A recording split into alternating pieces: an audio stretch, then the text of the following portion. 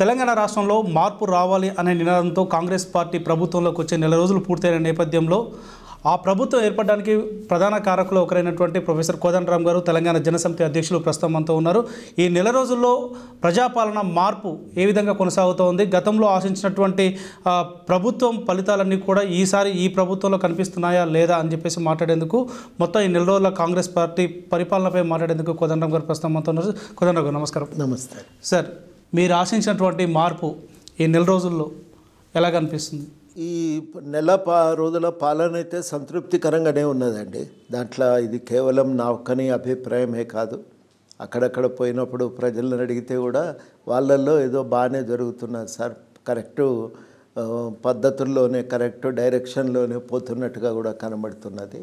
కాబట్టి ఇది బాగానే ఉంది అనే అభిప్రాయం ఉంది ప్రజల్లో. అంటే ప్రజాపాలన మార్పు వచ్చింది అంటే ప్రమాణ స్వీకారం చేసిన మొదటి రోజే ప్రగతి భవన్ దగ్గర కంచెలు కూలగొట్టి అందరికీ బానిసత్వం నుంచి తెంచేసామన్నటువంటి పెద్ద పెద్ద అంటే మాటలు చెప్తున్నటువంటి అది నిజంగా అట్లా కనిపిస్తుందని చెప్పేసి అనుకోవచ్చా? నిజంగానే చాలామంది అది సింబాలికే, వాస్తవానికి ఏదో కేవలము మనకు కంచెలే పోయినాయి కానీ ఇంకా పూర్తి మార్పు అయితే రాలేదని మనం అనుకోవచ్చును కాక, కానీ ప్రజల్లో ఏంటంటే తొలగించటం ఏదో ఒక ఊరటగా వాళ్ళందరూ కూడా భావించారు. అది తొలగిపోతుంటే సంతోషపడ్డారు. ఒక మంచి పరిణామం అయితే జరుగుతున్నదని ప్రజల్లో ఒక బలంగా నమ్మినరు.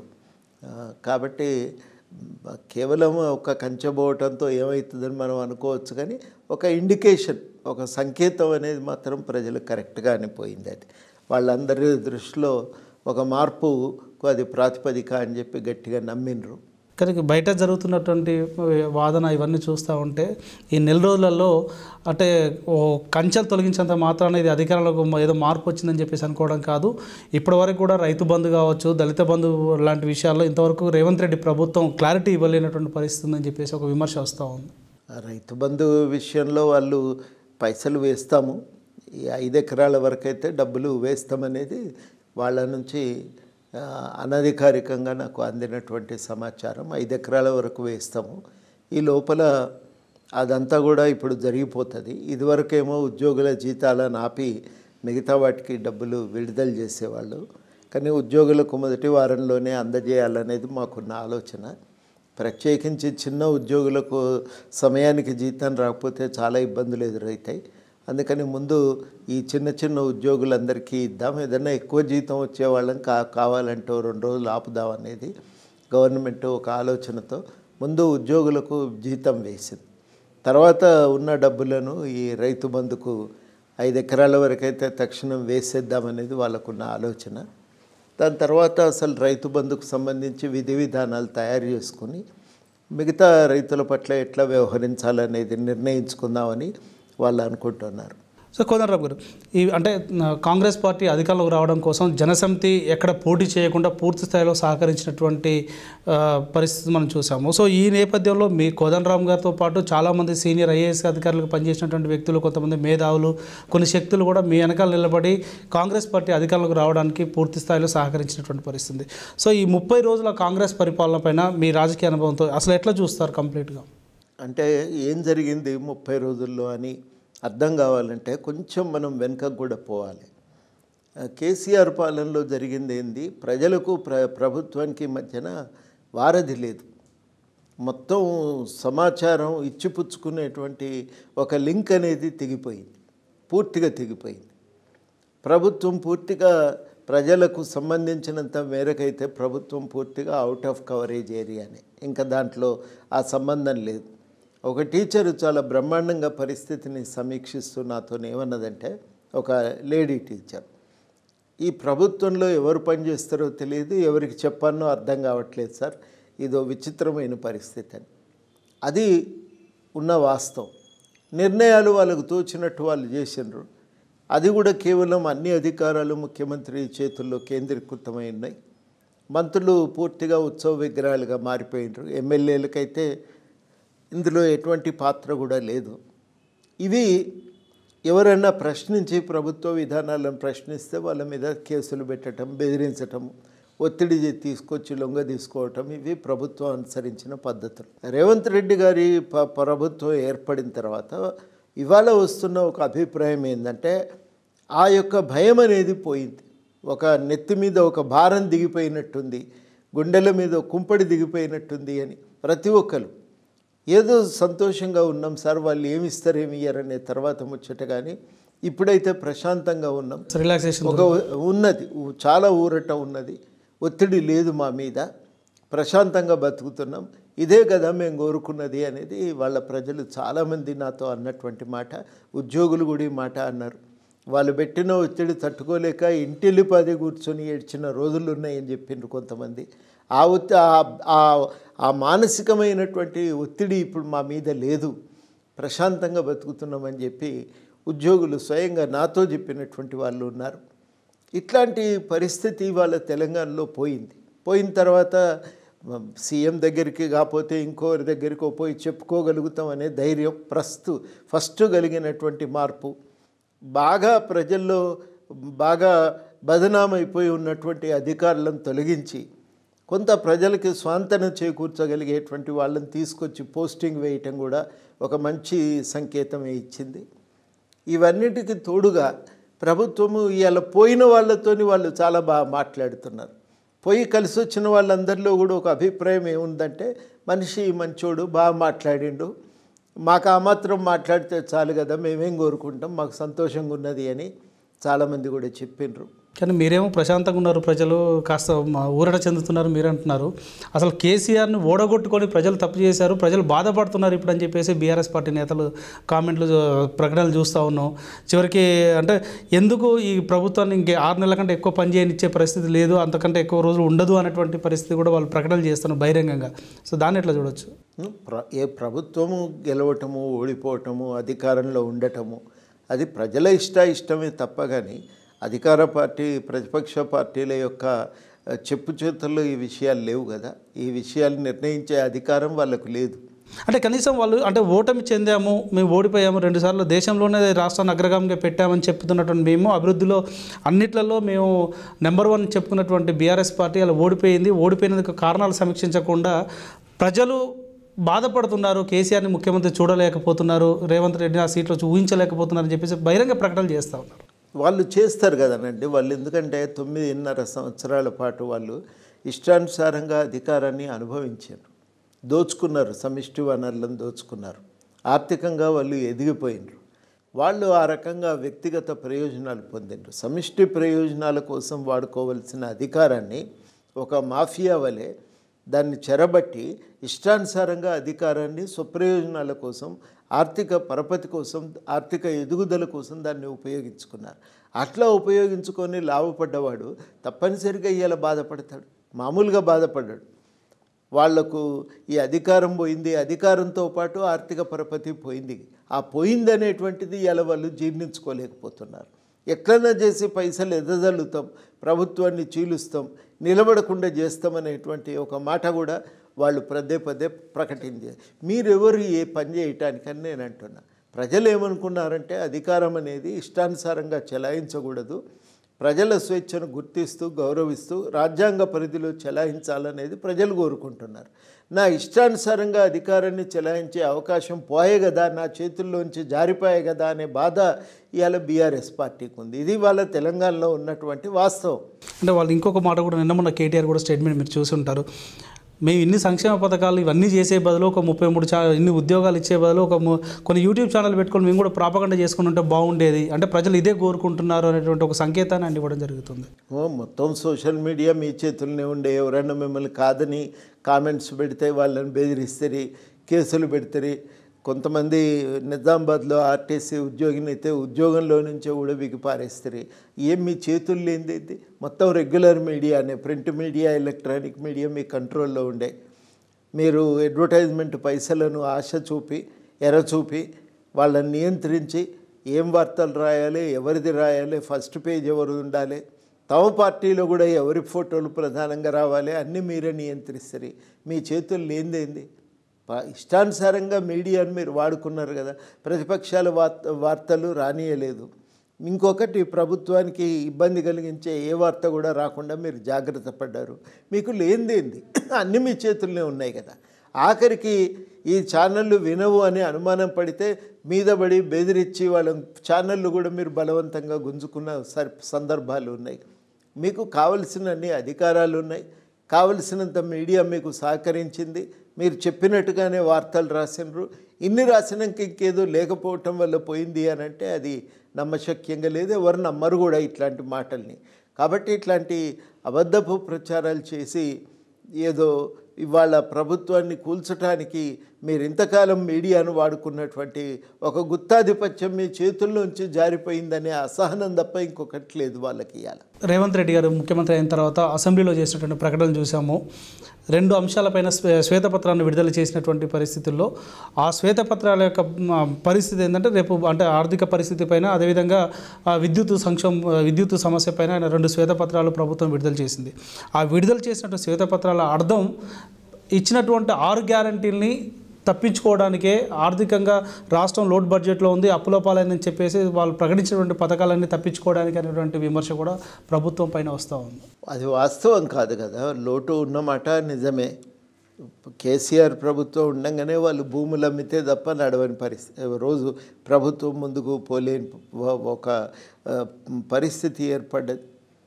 అందరికీ తెలిసినటువంటి వాస్తవాల గురించి మళ్ళీ అబద్ధాలు చెప్పి లాభం ఏముంటుందండి? తప్పించుకోవటానికి కాదు, వాస్తవాలు ప్రజలకు తెలవాలని శ్వేతపత్రాలను విడుదల చేశాను. ఆర్థిక పరిస్థితి ఎట్లా దిగజారింది, ఈ పరిస్థితి దిగజార్చడానికి కేసీఆర్ ఎట్లా దోహదపడ్డాడు అనే విషయాలు ప్రజలకు అర్థం కావాలనే కదా సమాచారం బయటపెట్టింది. ఆ సమాచారాన్ని అడ్డం పెట్టుకొని స్కీములు కూడా ఆగుతలేవు కదా, అన్ని స్కీములు అమలవుతున్నాయి. ఉచిత బస్సు ప్రయాణం అమలవుతూనే ఉంది. అదేవిధంగా ఇవాళ ప్రజలందరికీ అప్లికేషన్లు పెట్టుకోమన్నారు. ఆ అప్లికేషన్లు పెట్టిన ప్రజలందరికీ తప్పనిసరిగా న్యాయం చేస్తామని కూడా హామీ ఇచ్చిండ్రు. కాబట్టి ప్రభుత్వం స్కీములు ఆపలేదు. మీరు అన్నట్టుగా ఈ ఆర్థిక భారం అనేది అబద్ధం అనేది మనం అంగీకరించడానికైతే వీల్లేదు. ఇది వాస్తవం. ఇది 6 లక్షల కోట్లు అప్పు ఉన్నమాట వాస్తవం. ఇలా చాలా విచిత్రం ఏంటంటే కార్పొరేషన్లకు కూడా విడివిడిగా ఎవరి అప్పులు వాళ్ళకు ఉన్నాయి. ఇంకా అది ఆ కార్పొరేషన్లు 50,000 60,000 కోట్లు ఇవాళ సివిల్ సప్లైస్ కార్పొరేషన్కి అప్పులు ఉంటే, అదే స్థాయిలో ఇవాళ మిగతా ఎలక్ట్రిసిటీ డిపార్ట్మెంట్లో కూడా వాళ్ళ దగ్గర కూడా అప్పులు పేరుకొనిపోయినాయి. అంటే ప్రభుత్వం పాలన అనేది స్తంభించిపోయింది, అప్పుల భారం విపరీతంగా పెరిగిపోయింది. పోనీ అప్పుల వల్ల లాభం జరిగిందా అంటే పెద్ద ఎత్తున అప్పులు తెచ్చి కట్టిన కాళేశ్వరం అనేది సంపూర్ణంగా కుప్పగూలిపోయింది. ఇవాళ అది మిగలదు, దాన్ని ఏం చేయాలనేటువంటి భయంలో ఉన్నారు స్పెషలిస్టులు, ఇంజనీర్లు చాలామంది.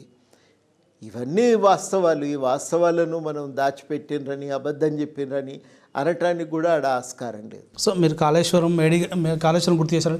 కాళేశ్వరం, మేడిగడ్డ ఈ 2 పరిణామాలను ఎట్లా చూస్తారు సార్? అంటే అప్పుడు కేసీఆర్ చెప్పినటువంటి లక్ష్యం నెరవేరిందని చెప్పేసుకోవచ్చా? ఇప్పుడు మొన్న కాళేశ్వరం కానీ అవన్నీ కుంగిపోయిన తర్వాత జరుగుతున్న పరిణామాలు, ఇంజనీర్లు చెప్తున్నటువంటి మాటలు, భవిష్యత్తులో దాని యొక్క ప్రభావం ఎలా ఉండబోతుంది?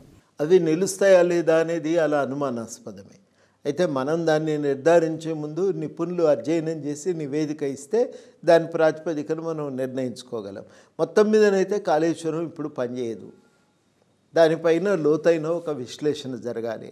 ఆ విశ్లేషణ తర్వాత ఈ 3 పిల్లర్లు మారిస్తే కూడా అది నిలిచే పరిస్థితి ఉందా లేదా, మళ్ళీ ఇంకెక్కడన్నా బుంగలు వచ్చే ప్రమాదం ఉందా, అవన్నీ కూడా తేలాలి. అవన్నీ తేలితే అప్పుడు దాన్ని రిపేర్ అవకాశం ఉందా లేదా అనేది కూడా మనకు అర్థమవుతుంది. సార్ అదేవిధంగా కాంగ్రెస్ పార్టీ ప్రజాపాలనకు సంబంధించి ఈ 6 పథకాల పైన, అదేవిధంగా వాళ్ళు చేస్తున్న ప్రకటనలు కావచ్చు, లేకుంటే ప్రజల్లో జరుగుతున్నటువంటి చర్చ కాస్త గందరగోళ పరిస్థితి సృష్టించేటువంటి పరిస్థితి ఉందని చెప్పేసి ఒక ప్రధానంగా చర్చ నడుస్తూ ఉంది. దీన్ని మీరు యాక్సెప్ట్ చేస్తారా? ఇప్పుడు ఈ స్కీముల విషయంలో గందరగోళం ఏం లేదు కదా. వాళ్ళు మేము అమలు చేస్తాం 3 నెలలు అన్నాం కదా, 3 నెలలు టైం ఇవ్వమన్నారు. కనుక 3 నెలలు దాటే వరకు మనం అమలు కావు అనే నిర్ధారణకు రావటం కూడా కరెక్ట్ కాదు. అంత తొందరపాటు కూడా పనికిరాదు. అది మొదటి మనం గుర్తుపెట్టుకోవాల్సిన విషయం. రెండోది, వాళ్ళు అమలు చేయమని 3 నెలలు దాటిపోయినాక అమలు చేయకపోతే అప్పుడు మనం మాట్లాడాలి. అప్పటి వరకు దీనిపైన తొందరపడి ఒక నిర్ధారణకు రావటము, తొందరపడి ఒక నిర్ణయానికి వచ్చి ఇంకా ఈ మొత్తంగా ప్రతిపక్షం టీఆర్ఎస్ పార్టీ తన తప్పులను కప్పిపుచ్చుకోవడానికి ప్రయత్నాలు చేయటం కూడా ప్రయోజనకరం. అంటే ఈ పథకాలన్నిటి మీద ఎన్నికల్లో ఇచ్చినటువంటి హామీలన్నిటి మీద 420 అనే ఒక బుక్లెట్ని కూడా రిలీజ్ చేయడం జరిగింది. ఆ 420 బుక్లెట్లో ఏ జిల్లాలో ఏ కాన్స్టిట్యున్సీలో ఎన్ని హామీలు ఇచ్చారు, అవన్నీ తప్పించుకోవడానికి ఏ ప్రయోగం చేస్తున్నారు అన్నట్టు ఒక బుక్లెట్ కూడా రిలీజ్ చేశారు. అంటే ఈ తొందరపాటు చర్య అని చెప్పేసి అనుకోవాలి. చాలా తొందరపాటు చర్య. నిజానికి 9.5 ఏళ్ళు పూర్తయిన తర్వాత కూడా మీరు చాలా స్కీములు ప్రకటించిన వాటిని అమలు చేయలేకపోయినారు. గొర్రెల పంపిణీ ఎన్నికలకు ముందు ఇచ్చిన 2018 ఎన్నికలకు ముందు, 18 ఎన్నికల తర్వాత మీరు ఎక్కడా స్కీమ్కి సంబంధించి ప్రస్తావన చేయలేదు, అమలు చేయటానికి ప్రయత్నం చేయలేదు. ఇంటింటికి నల్ల సంవత్సరంలోగా తిరిగేసరికి మేము నల్ల నీళ్ళు ఇస్తామన్నారు, ఇంకా ఇప్పటికే అది సంపూర్ణంగా పూర్తి కాలేదు. ఇట్లా చాలా విషయాల్లో ప్రభుత్వం తాను ఇచ్చిన హామీలను అమలు చేయలేదు. దళిత బంధును అమలు చేయలేదు, బీసీ బంధును అమలు చేయలేదు, మైనారిటీ బంధును అమలు చేయలేదు. ప్రజలకు మీరు ఇచ్చిన హామీలను దేన్ని కూడా అమలు చేయని పరిస్థితి. ప్రజలకు మీరు ఇచ్చిన హామీలను మీరు తుంగలో దొక్కి ఇవాళ తొందరపడి అధికారంలోకి వచ్చిన కాంగ్రెస్ పార్టీ విధానాల మీద ఈ తొందరపాటు వ్యాఖ్యానం చేయటం అనేది పనికిరాదు. సార్, అదేవిధంగా కాంగ్రెస్ పార్టీ అధికారులకు రావాలనే మార్పు నినాదానికి బాగా ఆకర్షితులైనటువంటి వ్యక్తులు నిరుద్యోగులు. ఈ నిరుద్యోగుల అంశానికి సంబంధించి కోదండరామ్ గారు ఒక ప్రొఫెసర్గా, ఒక ఉద్యమకారుడుగా, తెలంగాణ ఉద్యమంలో జేఏసీ చైర్మన్గా ఉన్నటువంటి మీరు ప్రధానమైనటువంటి ఎజెండా నిరుద్యోగ సమస్య. అందులో కేసీఆర్ ప్రభుత్వం ఘోరంగా వైఫల్యం చెందిందనేది ప్రధానమైనటువంటి వాదన. సో ఇప్పుడు ఆ వైఫల్యాన్ని ఇప్పుడు కప్పిపుచ్చుకుంటూ వాళ్ళు చేస్తున్నటువంటి ప్రకటన 130,000 ఉద్యోగాలు ఇచ్చామని చెప్పి వాళ్ళు చెప్తున్నారు. అది నిజమా? ఒకటి. రెండవది, ఇప్పుడు కాంగ్రెస్ ప్రభుత్వం ఈ నిరుద్యోగుల్ని ఏ రకంగా ముందుకు తీసుకెళ్లాల్సిన అవసరం ఉంది, ఏ రకంగా వాళ్ళ సమస్యను పరిష్కరించే ప్రయత్నం చేయాలని చెప్పేసి మీరు చెప్తున్నారు. స్కీముల గురించి మాట్లాడుకున్నాం. నియామకాల విషయానికి వస్తే నెల రోజులే. అందులో మొట్టమొదట పేపర్ లీకేజ్కు బాధ్యులైనటువంటి వాళ్ళు ఉండకూడదు, అప్పుడు ఉంటే విశ్వసనీయత ఉండదు అనే ఆలోచనతో వాళ్ళ తొలగాల్సిన అవసరం ఉంది. ఆ తొలగించిన వారి రాజీనామాలను ఇంకా గవర్నర్ ఆమోదించొద్దని చెప్పేసి ముఖ్యమంత్రి గారు కూడా స్వయంగా చెప్పారు. ఆమోదించవద్దు అని అనటానికి ఎట్లానండి, ఆమోదించాలి. వాళ్ళు తొలగితే తప్ప, కొత్త టీంని వేస్తే తప్ప పనులు మొదలు కావు. కొత్త టీం ఏదో అంటే గవర్నమెంట్ మారింది కాబట్టి దించమనే ఉద్దేశంతో మాట్లాడటం లేదు. మనం ఈ మార్పు ఎందుకు అవసరము అని అంటే, అది మారితే తప్ప నిరుద్యోగులకు నమ్మకం కలిగే పరిస్థితి లేదు కాబట్టి మార్చమనేది మనం అడుగుతున్నాం. మార్చిండ్రు, అది వాళ్ళు రిసిగ్నేషన్ ఇచ్చారు, అది ఆమోదం పొందాలి. ఆమోదం పొందితే కొత్త సభ్యులు కనీసం ఒకరు ఇద్దరు ఇతర సభ్యులు కూడా వేయటానికి, చైర్మన్ను ఇతర సభ్యులను వేయటానికి అవకాశం కలుగుతుంది. మొట్టమొదట ఈ మార్పు అయితే రావాలి. తర్వాత ప్రక్షాళన జరుగుతూ ఉండగానే అడ్వర్టైజ్మెంట్ వేయొచ్చు. ఇప్పటికింకా గవర్నర్ ఆమోదించలేదు కాబట్టి దాని విషయంలో ఇంకా నిర్ణయం అయితే ప్రభుత్వం తీసుకోలేకపోతున్నది. ఆ నిర్ణయం జరగంగానే నెక్స్ట్ స్టెప్లో ఇవే పనులు జరుగుతాయి. ఇక దాంట్లో అనుమానం ఏం అవసరం లేదు. వాళ్ళు సీరియస్గానే ప్రక్షాళన కోసం ఇతర రాష్ట్రాలు కూడా వెళ్ళి చూసి వస్తున్నారు. ఇవన్నీ జరుగుతున్నమాట మనకు కనబడుతున్నది, పత్రికల్లో రోజు వార్తలు వస్తున్నాయి. కాబట్టి గవర్నమెంట్ ఈ విషయం మీద ఆల్రెడీ తప్పించుకున్నది అని చెప్పటం ఇది చాలా తొందరపాటు చర్య అవుతుంది. నిర్ణయాలు అమలు చేయటానికి ప్రయత్నం జరుగుతున్నది. తప్పకుండా అమలు చేస్తామని వాళ్ళు హామీ కూడా ఇస్తున్నారు కాబట్టి తొందరపాటు నిర్ధారణకు రావటం పనికిరాదని, ఇంత తొందరగా అదేదో బట్టగలిసి మీదేసి ఆ ప్రభుత్వాన్ని ఎట్లయినా కూలగొట్టాలని దాన్ని మీరు చేస్తున్న కుట్రలు కూడా ఇక్కడ అందరూ గమనిస్తూనే ఉన్నారు. అట్లాంటి కుట్రలను కూడా ఎవరు ఆమోదించరని కూడా స్పష్టంగా తెలియజేయదలిచినాం. సో ఈ నిరుద్యోగ సమస్యతో పాటు ఉద్యోగుల సమస్యలకు సంబంధించి కోదండరామ్ గారు ప్రభుత్వానికి ఏం సలహా ఇవ్వదలుచుకున్నారు? అంటే ఈ పద్ధతిలో చేసుకుంటూ పోతే సమస్య పరిష్కారం అవుద్ది, వాళ్ళని శాంతింపజేయవచ్చు, గతంలో జరిగినటువంటి పొరపాట్లు మళ్ళీ జరగకుండా ఉండాలంటే ఏ రకంగా కార్యాచరణ సిద్ధం చేసుకోవాలని చెప్పేసి అంటారు మీరు?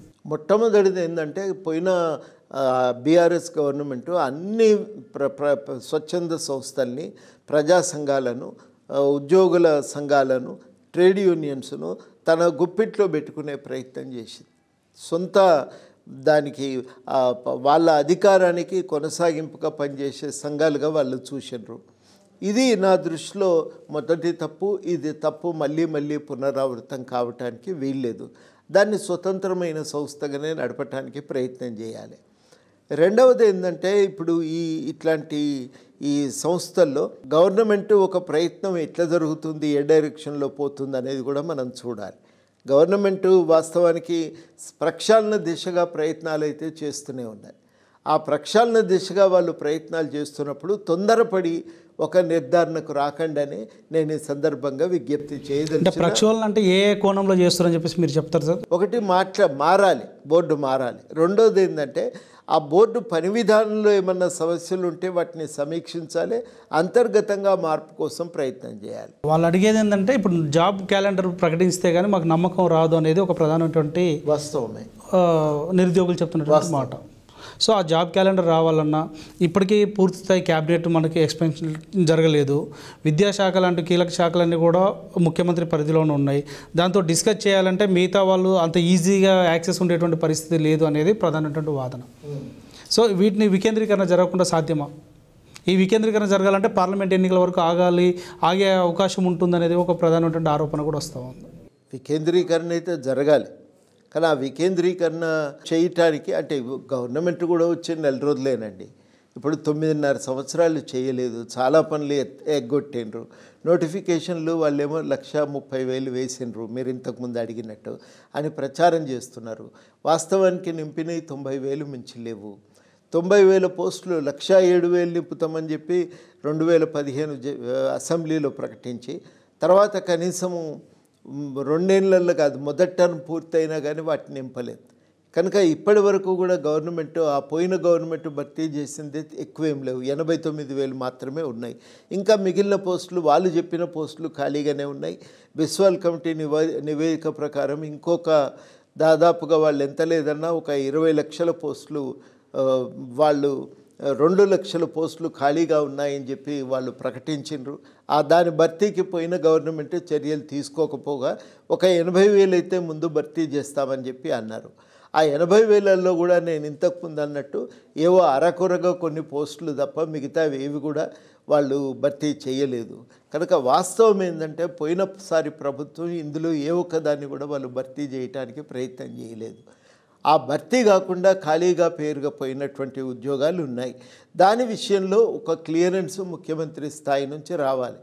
ప్రమోషన్లు అవి పెండింగ్లో ఉన్న ప్రమోషన్లు వాటిని పరిష్కరించగలిగితే ఇంకా కొన్ని ఖాళీలు కూడా వస్తాయి. కొన్ని భర్తీల విషయంలో కొన్ని సంస్థల్లో కుటుంబ సభ్యులకి ఎగ్జామ్స్ రాయకుండానే డైరెక్ట్ హాల్ టికెట్ తీసుకొచ్చి ఉద్యోగం ఆఫర్ లెటర్ ఇచ్చినటువంటి పరిస్థితి అని చెప్పేసి ఈ మధ్యకాలంలో కొన్ని వార్తలు కూడా బయటకు వస్తూ ఉన్నాయి. అంటే గత ప్రభుత్వ హయాంలో ఎంత అంటే మేము అన్నిట్లలో పారదర్శకంగా ఉన్నాం, అన్నిట్లలో కీన్ అబ్జర్వేషన్ అంతా పబ్లిక్ సర్వీస్ కమిషన్ నుంచే నియామకాలు జరుగుతున్నటువంటి నేపథ్యం అని చెప్పి వాళ్ళు చెప్పినప్పుడు ఇప్పుడు తీరా చూస్తే కుటుంబ సభ్యులకి ఉద్యోగాలు తీసుకొచ్చి ప్రభుత్వం పడిపోగానే వచ్చి వాళ్ళు జాయిన్ అవుతున్నటువంటి పరిస్థితి కొన్ని సోషల్ మీడియాలో వస్తూ ఉంది. సో దీని ఎట్లా చూస్తారు? అవును, వాస్తవం. ఈ మధ్యన ఆరోపణలు ఒకటొకటి బయటకు వస్తున్నాయి. ఇంతవరకు ఏంటంటే ప్రభుత్వం తీసుకున్న నిర్ణయాలు వెబ్సైట్లో లేవు, బయట పారదర్శకంగా వాళ్ళు ఎక్కడ కూడా పబ్లిక్ డొమైన్లో పెట్టలేదు. అడిగితే కూడా చాలా వాటికి సమాధానం ఇవ్వటానికి నిరాకరించారు. ఇది గవర్నమెంట్ పాలనలో జరిగినటువంటిది. కాబట్టి ఆ సమాచారం అయితే అట్లాగా మిగిలిపోయి ఉంది. ఆ సమాచారం ఒకటి ప్రభుత్వం వాళ్ళు దాన్ని ప్రకటించవలసినటువంటి అవసరం ఉంది. అది అట్లా ఒక కుటుంబ సభ్యు వాళ్ళు అది ప్రకటిస్తే మనకి ఏమవుతుందంటే ఇందులో జరిగిన అవకతవకలన్నీ కూడా బయటకు వస్తాయి. చాలా వాటికి లిస్టులు అవి చెకప్ చేయాలి. మీరు నిజంగానే కరెక్ట్గానే చేసినరా లేదా అని ఆరోపణల నేపథ్యంలో సరిగ్గా గోదావరి జలాల వినియోగం పైన కానీ కృష్ణా జలాల వినియోగంపై కానీ తీసుకున్నటువంటి చర్యలు వాటన్నింటి గురించి కూడా మనం కొంత సమాచారం ప్రకటించాలి, బయటికి రావాలి. అది కూడా జరగవలసినటువంటి అవసరం ఉంది. సో ఈ సాగునీటి ప్రాజెక్టులకు సంబంధించి మీరే అంటున్నారు కాబట్టి ఈ సాగునీటి ప్రాజెక్టులకు సంబంధించి గత ప్రభుత్వం చెప్పినటువంటి కాళేశ్వరం ద్వారా కావచ్చు, మేడిగడ్డ ఇవన్నీ రంగారెడ్డి పాలమూరు ద్వారా కావచ్చు 1 కోటి ఎకరాలకు మేము నీరు అందించామని చెప్పేసి ఒక ప్రచారం స్టార్ట్ చేయడం జరిగింది. సో అది నిజమా? అది నిజం కాకపోతే ఇప్పుడు వచ్చినటువంటి కాంగ్రెస్ పార్టీ అదే లక్ష్యం దిశగా సాగాలంటే ఏం చేయాలి? ఏవి వాస్తవానికి ప్రాజెక్టులు ఏవి పూర్తి కాలేదండి. 1 కోటి ఎకరాలకు నీళ్ళు ఇచ్చినామని చెప్తే నమ్మటం ఎట్లా? వాస్తవానికి వాళ్ళు మొత్తం ఇస్తామని అనుకున్నటువంటి మాటే కానీ ఆచరణలోకి రాలేదు. కాళేశ్వరం ప్రాజెక్టు పూర్తి అయిన తర్వాత మొత్తం మీద ఇప్పటి వరకు మన చీఫ్ ఇంజనీర్ విడుదల చేసిన దాని ప్రకారము ఇప్పటి వరకు గవర్నమెంట్ భర్తీ చేసినటువంటివి కట్టి నీళ్లు ఇస్తున్నటువంటివి లేదు. ఎందుకంటే కాళేశ్వరం కింద కాలువలు పూర్తి కాలే. గవర్నమెంట్ చెప్పిన లెక్కల ప్రకారమే 100 టీఎంసీలు మాత్రమే ఈ 4 ఏళ్లలో తోడుకున్నారు. అక్కడి నుంచి 4-5 ఏళ్లలో 5 ఏళ్లలో 100 టీఎంసీలే తోడుకున్నటువంటి దానికి కారణం ఏంది అంటే ఇప్పటివరకు వివరణ లేదు. అది పూర్తి కాకుండానే 3వ టీఎంసీ తోడటానికి పైపులు వేయటం మొదలుపెట్టిండ్రు. అవన్నీ పెండింగ్లోనే ఉన్నాయి. దానికి కాలువలు రాలేదు. ఆ మొత్తం మీద 1,00,000 ఎకరాలకు మించి నీళ్ళు ఇవ్వలేదని అధికారికంగా ఈ మధ్యన ప్రకటించిండ్రు. 1,00,000 ఎకరాల భూమి సేకరించి 1,00,000 ఎకరాలకు కూడా నీళ్ళు ఇవ్వలేదు. ఇది వాస్తవం. కాబట్టి గవర్నమెంటు ఆ పని పూర్తి చేయలేదు. ఇకపోతే ఎస్ఎల్బీసీతో సొరంగము తవ్వటం పెండింగ్లోనే ఉంది. డిండి ప్రాజెక్టుకు సంబంధించి నీళ్ళు ఎక్కడి నుంచి తీసుకోవాలో ఇంకా తేలనే లేదు. అది అట్లాగే పెండింగ్లో ఉన్నది. కాబట్టి ఇక మీరు నీళ్ళు ఎక్కడిచ్చిండ్రు? పాలమూరు రంగారెడ్డి ఇంకా పూర్తి కాలేదు. రిజర్వాయర్లే పూర్తి కాలేదు. 35,000 కోట్లు ఖర్చు పెడితే తప్ప అది పూర్తి అయ్యే పరిస్థితి లేదు. కాబట్టి ఇవన్నీ వాస్తవాలు కళ్ళ ముందు కనబడుతుంటే జూరాలలో ఇంతవరకు గవర్నమెంట్ చేసినటువంటి పెద్ద పెంపు లేదు. ఇక ఆ రాజోలి బండా స్కీమ్ విషయంలోనైతే అప్పుడు ఆందోళన చేసిండ్రు, ఓట్లు పొందిండ్రు, అధికారంలోకి వచ్చిండ్రు, కానీ ఇప్పుడు దాని గురించి పట్టించుకోవటం లేదు. ఇవాళ అందుకనే ఏమవుతున్నదంటే వీళ్ళు చెప్పిన ఆయకట్టే పూర్తి కాలేదు. 18 లక్షలు అన్నారు. 18 లక్షలకు కాళేశ్వరం కింద అయింది 1,00,000 ఎకరాలే. ఎస్ఎల్బీసీ పూర్తి కాలేదు. డిండి పూర్తి కాలేదు, పెండింగ్లో ఉన్నది. తర్వాత రాజోలి బండ రిపేర్ కానే లేదు. కాబట్టి 1,00,00,000 ఎకరాలకు నీళ్ళు ఇచ్చేటువంటి అవకాశం కూడా లేదు. అట్లాంటి నీళ్ళు ఇచ్చే పరిస్థితి అయితే ఇప్పుడు మన కళ్ళ ముందు కనబడతలేదు. అదేవిధంగా ఈ ధరణి సంబంధించినటువంటి సమస్యలు రాష్ట్రంలో చాలా ప్రభావితం చేసినటువంటి పరిస్థితి, కుటుంబాలు ఆత్మహత్య చేసుకున్నటువంటి పరిస్థితి. ధరణితో పాటు అటు ధరణిలో వచ్చినటువంటి సమస్యలు ప్రధానంగా చాలామంది భూములు కోల్పోయినటువంటి ఆరోపణలు కూడా బాగా ఎదుర్కొన్నటువంటి పరిస్థితి. ఆ ధరణి సమస్య కాంగ్రెస్ ప్రభుత్వం వస్తే మేము భూమాత అనేటువంటి వెబ్సైట్ ద్వారా మారుస్తామన్నారు. అంటే ఎటువంటి మార్పు చెందదు సార్? పాత గతంలో పోయినటువంటి భూములు మళ్ళీ తిరిగి లబ్ధిదారులకి, హక్కుదారులకి కల్పించే అవకాశం ఏమైనా ఉంటుందని చెప్పేసి అనుకోవచ్చా? పత్రికల్లో వచ్చిన ప్రకారమే ధరణికి అడ్డం పెట్టుకొని ప్రభుత్వ భూములు తమ పేరు మీద పాలకులు, అధికారంలో ఉన్న నాయకులు రాయించుకున్నారనేది వస్తూనే ఉన్నాయి. దానికి సంబంధించి ఇంకా లోతుగా విచారణ అయితే జరగాలి. కానీ ధరణిలో వస్తున్న సమస్య ఏంటంటే ఆ సాఫ్ట్వేర్ ప్రైవేట్ కంపెనీల చేతుల్లో ఉండటం, దాన్ని ఉపయోగించుకొని ప్రభుత్వ భూములను కానీ కొన్ని సందర్భాల్లో ప్రైవేట్ భూములను కానీ తమ పేరు మీదకి రాయించుకున్నారు, తమ పేరు మీదకి బదలాయించుకున్నారు అనేటువంటిది మనకు స్పష్టంగా ఆ ఆరోపణలు వినబడుతున్నాయి. అవి ఎన్ని ఎకరాలు ఏంది అనేది లోతుగా విచారణ జరిపితే తప్ప ధరణికి సంబంధించి మనకు తెలియదు. మీరేమన్నా ప్రభుత్వం దృష్టికి తీసుకెళ్లారా ఈ 4 రోజుల కాలంలో? ఇది కీలకమైనటువంటి విషయం. ముందు కూడా చెప్పినాము, ఇప్పుడు కూడా చెప్తూనే ఉన్నాం. కాబట్టి ధరణిలో మార్పు చేయాలి. ముందు సాఫ్ట్వేర్ గవర్నమెంటే తీసుకోవాలి. గవర్నమెంట్ సంస్థలు లేదా నమ్మశక్యంగా పనిచేసేటువంటి ఈ టాటా లాంటి వాళ్ళకి ఎవరికో ఒకరికి ఈ పనులు అనేది వాళ్ళకి అప్పచెప్పాలి. ఇవి మనం మొట్టమొదట జరగవలసిన అవసరం. రెండోది ఏంటంటే గవర్నమెంటే రికార్డులో తప్పులు కారణమైంది. హడావిడిగా నింపినరు, అందులో తప్పులు ఉన్నాయి. ఈ తప్పుల కారణంగా వాళ్ళు ఇవాళ ఇమ్మీడియట్గా తమ హక్కులను వాళ్ళు అడగగలిగేటువంటి పరిస్థితి, పరిష్కారానికి మార్గం లేదు. మీరు ఏ లెటర్ పెట్టినా కానీ అది కింది నుంచి పైకి పోతే పైన నిర్ణయం జరగాలి తప్ప మండల స్థాయిలో, మా మాటకు వస్తే కలెక్టర్ స్థాయిలో కూడా నిర్ణయాలు చేసే అధికారం, అప్లికేషన్లకు పరిష్కరించే అధికారం వాళ్ళెవరికీ లేదు. ఇవన్నీ లేకపోవటం చేత ఏమవుతున్నదంటే ధరణి వ్యవస్థ అనేది పూర్తిగా కుప్పగా మారిపోయింది. అది వాళ్ళకున్న వాళ్ళకేమో సమస్యలు లేవు, ఆ సమస్యలు వస్తున్న వాళ్ళకేం పరిష్కారానికి మార్గం లేదు. ఎందుకంటే ధరణిని సంస్కరించేటువంటి దొర్లిన తప్పులను సరిచేసేటువంటి అధికారం ఎవరి దగ్గర లేదు. ఆ చట్టం కూడా అట్లా వచ్చింది. ఆర్ఓఆర్ చట్టం ఏదైతే తెచ్చిండ్రో దాని ప్రకారం మార్చేటువంటి అధికారం ఎవరికీ లేదు. అది ఒక గందరగోళానికి అది మొదటి కారణం.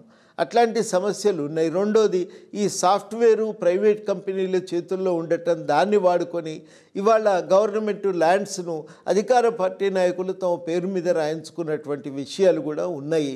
కాబట్టి ధరణి అనేది సమస్యలను పరిష్కారం చేస్తుందని ఆశపడితే అది పరిష్కరించలేదు.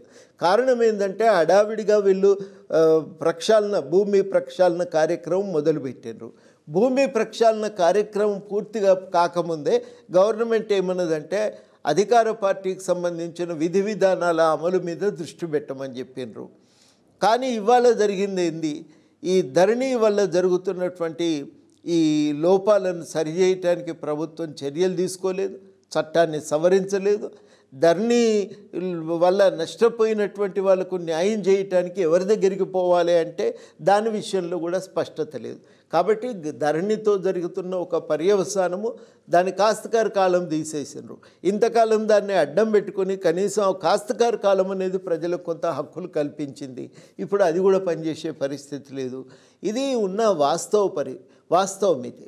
అందుకని ఇలా జరగాలేంది అంటే మొత్తంగా ఈ ధరణి ప్రక్షాళన కోసం ఒకవైపు చర్యలు చేపడుతూనే ఇంకొక వైపు సాఫ్ట్వేర్ను మార్చాలి.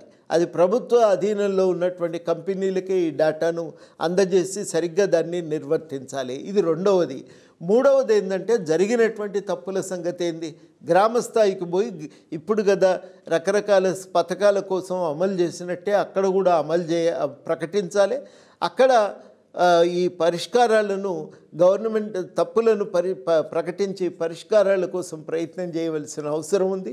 ఈ మూడు జరిగితే తప్ప ధరణిలో ఉన్న సమస్యలను తట్టుకోవటం బయటపడటం సాధ్యం కాదు. సో ఇక గిరిజనులు పోడు భూములకు సంబంధించి కాంగ్రెస్ పార్టీ ప్రకటించినటువంటి అంటే హక్కులు కల్పిస్తాము, వాళ్ళకి రక్షణ కల్పిస్తాము, 1R17 రక్షిస్తామని చెప్పినటువంటి మాటలు నిజంగా ఎంతవరకు అమలు కావచ్చు అని చెప్పేసి అనుకో.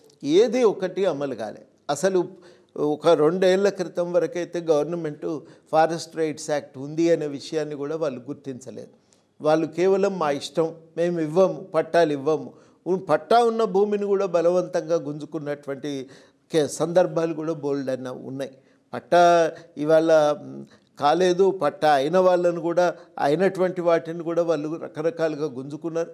చాలా సీరియస్ సమస్య ఏంటంటే వీటిని సరిచేయటానికి యంత్రాంగం లేదు, పద్ధతి లేదు.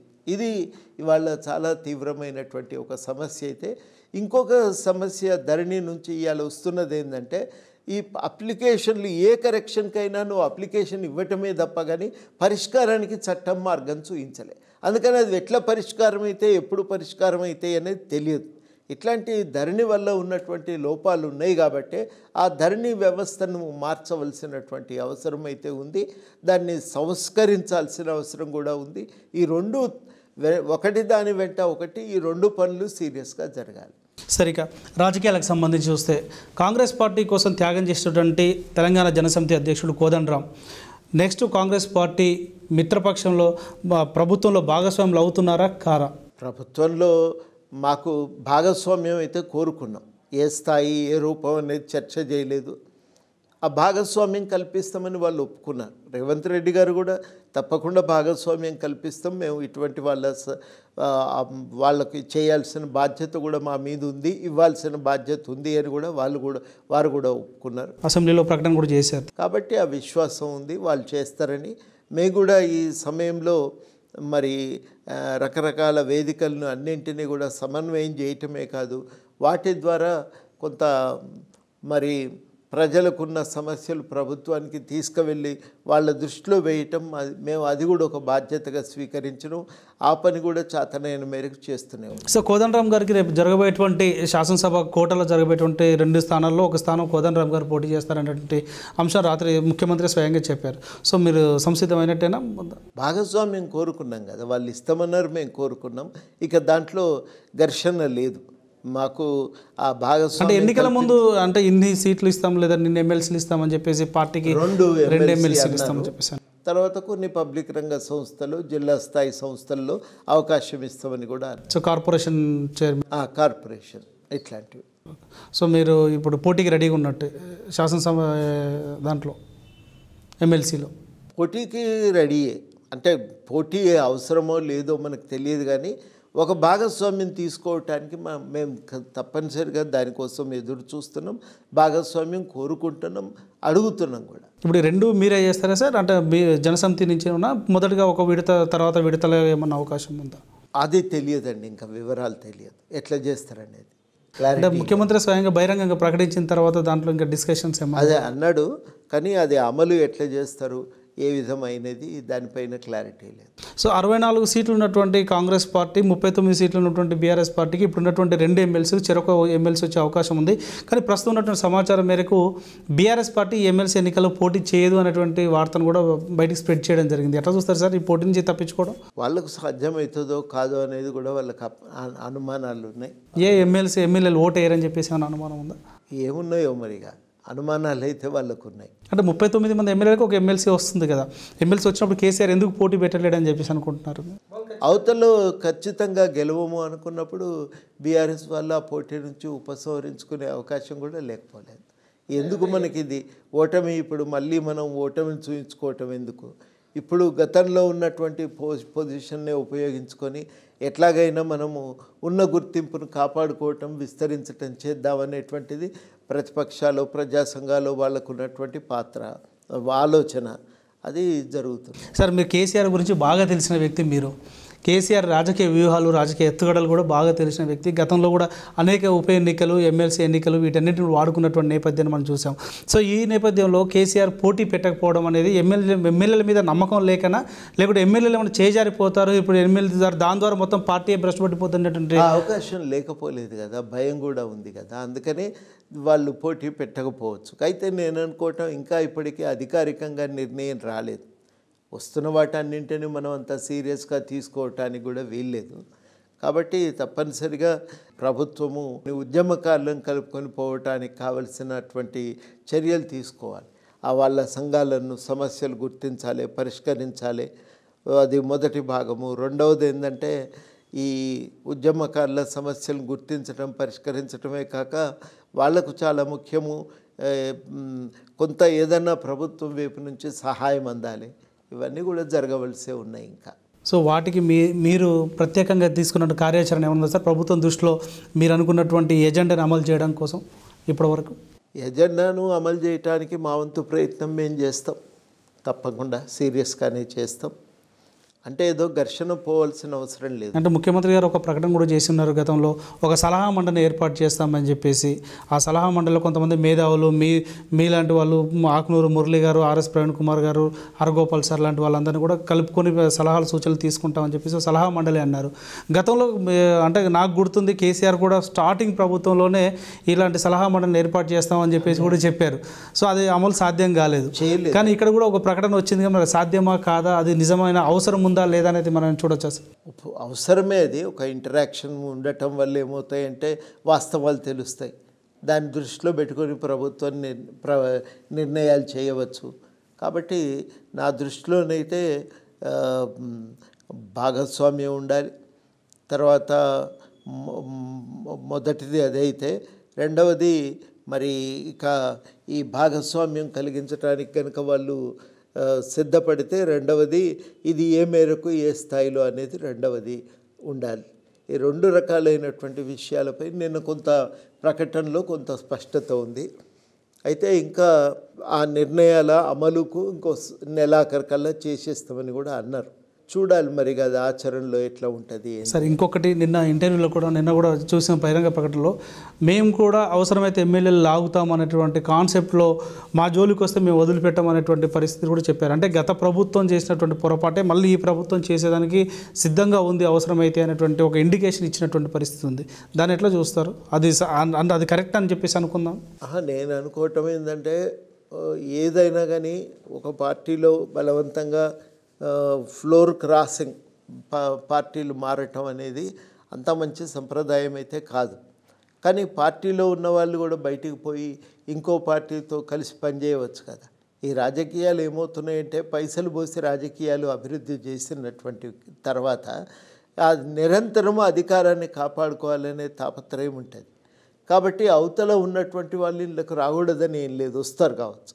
కానీ దానికి ఆ చట్ట పరిధిలో ఏ మేరకు సాధ్యమో ఇదే తప్పని కదా ఇప్పటి వరకు యుద్ధం చేసింది. ఖచ్చితంగా ఈ చర్చ అంతా వస్తుంది. కాబట్టి మనం గవర్నమెంట్కు చెప్పాల్సినటువంటి విషయం ఏంటంటే వాళ్ళుగా ఒక పార్టీలో ఉన్నటువంటి చట్టపరంగా అవకాశం దాని పేరు అదే చెప్తారు కదా సార్, రెండింటిలో మూడోతో చేరుతాము మేమంతా చేస్తాము నియోజకవర్గ అభివృద్ధి కోసం. స్ప్లిట్ అయినప్పుడు పార్టీ నచ్చక బయటకు వచ్చినప్పుడు ఎవరైనా వచ్చి చేరుతామంటే ఎవరేం చేయలేదు. అది కూడా ఇండైరెక్ట్గా ప్రోత్సహించినట్టే. మీరు అన్నట్టు ఆ పార్టీలు రాజకీయాలు, సో గతంలో మీరు చేసే తప్పలేదు, ఇప్పుడు మేము చేసే తప్ప అనేటువంటి ప్రశ్న. రాజకీయాల్లో సంస్కృతిని, నియమాలను, నీతిని, రాజ్యాంగ ధర్మాన్ని పాటించడం అయితే చాలా ఇంపార్టెంట్. దాన్ని సెకండ్ ఒపీనియన్ ఏం లేదు. ఆ విలువల్ని కాపాడవలసినటువంటి బాధ్యత ప్రభుత్వం ముందు ఉంది అని అది స్పష్టంగా చెప్పదలిచింది. సార్ ఫైనల్గా కాంగ్రెస్ పార్టీ 30 రోజుల పాలన తర్వాత కోదండరామ్ గారు రేపు భవిష్యత్తులో జరగబోయేటువంటి ప్రభుత్వ పాలన మీ భాగస్వామ్యం వీటికి సంబంధించి, అదేవిధంగా కాంగ్రెస్ పార్టీ గత ప్రభుత్వ వైఫల్యాలను దృష్టిలో పెట్టుకొని రానున్నటువంటి రోజుల్లో ప్రజలకు ఎటువంటి కార్యక్రమాలు చేస్తే మేలు జరుగుతుంది అనేటువంటి అంశంపైన ఫైనల్గా మీ కంక్లూజన్. ఒకటేమో ఎట్టి పరిస్థితుల్లో సంక్షేమం చాలా ముఖ్యం. బాగా ప్రభుత్వ ఆర్థికంగా బలహీనపడిన వర్గాల ప్రజల యొక్క మౌలిక సమస్యలు అవసరాలను తీర్చటం చాలా కీలకం. అట్లాంటి పనులు తప్పనిసరిగా గవర్నమెంట్ చేయవలసే ఉంటుంది. అంటే ఈ పథకాలు పింఛన్ కానీ రేషన్ బియ్యం కానీ ఇవి మన దగ్గర ఉన్నటువంటి పేదరికంలో ఉన్న ఆర్థిక అసమానతల నేపథ్యంలో ఆ పథకాలు అయితే చాలా చాలా కీలకం. అది ఒకటి. రెండవది చాలా ముఖ్యమైందంటే దాంతోపాటుగా ప్రభుత్వం చేయవలసిన రెండవ పని ఆర్థికాభివృద్ధి కోసం కూడా చర్యలు తీసుకోవాలి. సమాంతరంగా ఆ ఆర్థికాభివృద్ధి కోసం తీసుకునే చర్యలకు కూడా ఉపాధి లక్ష్యంగా ఉండాలి. ఉపాధిని పెంపొందించే లక్ష్యంతో ఆర్థికాభివృద్ధిని కూడా సాధించాలి. ఇది రెండవ పని. ఈ రెండింటికి నా దృష్టిలో ఏంటంటే ప్రభుత్వం ప్రాధాన్యతను ఇవ్వగలిగితే మిగతా అంశాలను పరిష్కరించుకోవటానికి వెసులుబాటు కూడా కలుగుతుంది. అది నేను అనుకుంటున్నటువంటి విషయం.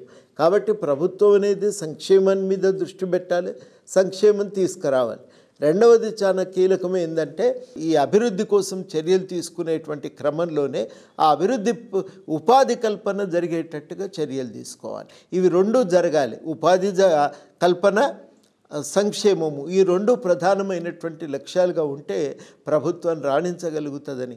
దానికోసం వ్యవసాయంలో ఉపాధి కల్పన పెంచాలి, చిన్న సూక్ష్మ పరిశ్రమలను ప్రోత్సహించి అక్కడ ఉపాధి కల్పన మీద దృష్టి పెట్టాలి. ఇవి నా దృష్టిలో ప్రభుత్వం తక్షణం దృష్టి పెట్టి చేయవలసినవి. ఇవిగాక మౌలిక సదుపాయాల కల్పన. ఆ మౌలిక సదుపాయాల కల్పన కూడా పరోక్షంగా ప్రభుత్వానికి ఉపయోగపడేటువంటిదే. ప్రత్యేకించి ప్రభుత్వము అందరినీ తాను చేయదలిచిన ఈ రెండు కార్యక్రమాలు, ఒకటి సంక్షేమము, అభివృద్ధి కోసము వాళ్ళు ఏం చేయాలంటే దీంట్లో అందరినీ భాగస్వాములను చేసి సంప్రదించి ఆ నిర్ణయాలు తీసుకోవటం అనేది మూడో భాగం. ప్రజాస్వామిక వ్యవస్థలను పరిరక్షణ చేస్తూ నిర్ణయాలలో ప్రజలను భాగస్వామ్యం చేయటం, ఈ మూడు నా దృష్టిలో ప్రధాన అంశాలుగా ఉండాలి. ఒక మాటలో చెప్పాలంటే 6 సంక్షేమ పథకాలను మీరు అమలు చేయండి, కానీ ప్రజాస్వామ్యాన్ని కూడా కాపాడండి. మూడోది ఏంటంటే అభివృద్ధి కోసం కూడా వీలైనంత వరకు మనం చర్యలు తీసుకోవాలి. ఈ మూడు జరిగితే తప్ప ప్రభుత్వం ముందుకు పోలేదు, ప్రజలు సంతృప్తి చెందరు. Okay, thank you sir. ఇది ప్రజాపాలన 30 రోజుల అంశం పైన కోదండరామ్ గారి విశ్లేషణ. మొత్తంగా ఈ వచ్చినటువంటి కాంగ్రెస్ పార్టీ ప్రజల్ని ప్రతి కార్యక్రమంలో భాగస్వాములు చేసుకుంటూనే రాష్ట్రాన్ని అభివృద్ధి దిశగా తీసుకెళ్లాలని చెప్పేసి గత ప్రభుత్వ వైఫల్యాలను దృష్టిలో పెట్టుకొని రానున్న రోజుల్లో మంచి భవిష్యత్తుకు పునాదులు వేయాల్సిన అవసరం ఉంది. దీనిలో అందరూ భాగస్వామ్యం కావాల్సినటువంటి అవసరం ఉందని చెప్పేసి ఆయన అభిప్రాయపడుతూ ఉన్నారు. వార్తా స్టూడియో.